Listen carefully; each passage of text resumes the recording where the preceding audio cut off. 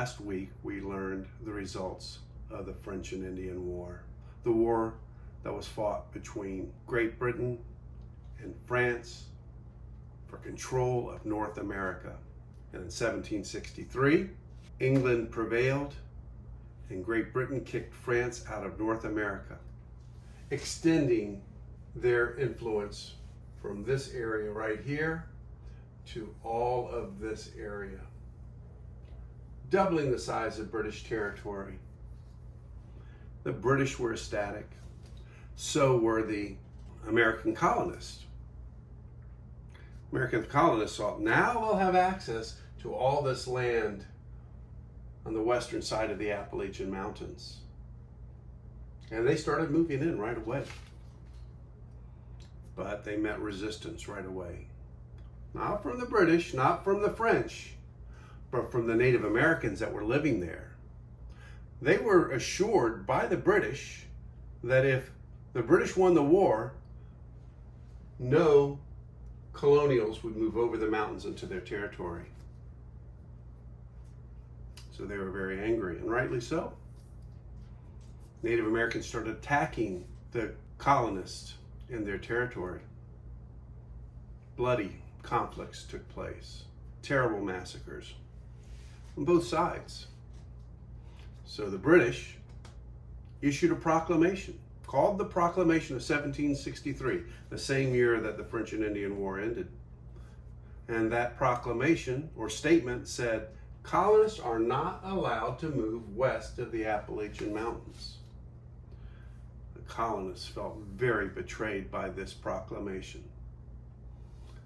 They thought it was a temporary ban, but it's going to turn out to be a permanent ban by the British later on. So there goes the great feeling in America. What about in England? They now controlled this vast empire, but they were deeply in debt. They wanted to have the Americans pay a certain amount of their share of the debt.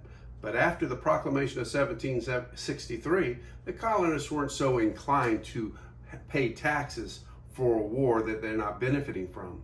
A series of taxes were enacted.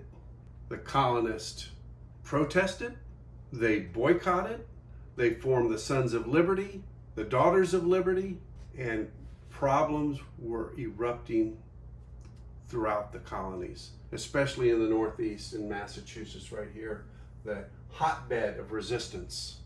One of the worst things that the colonists had to face were writs of assistance.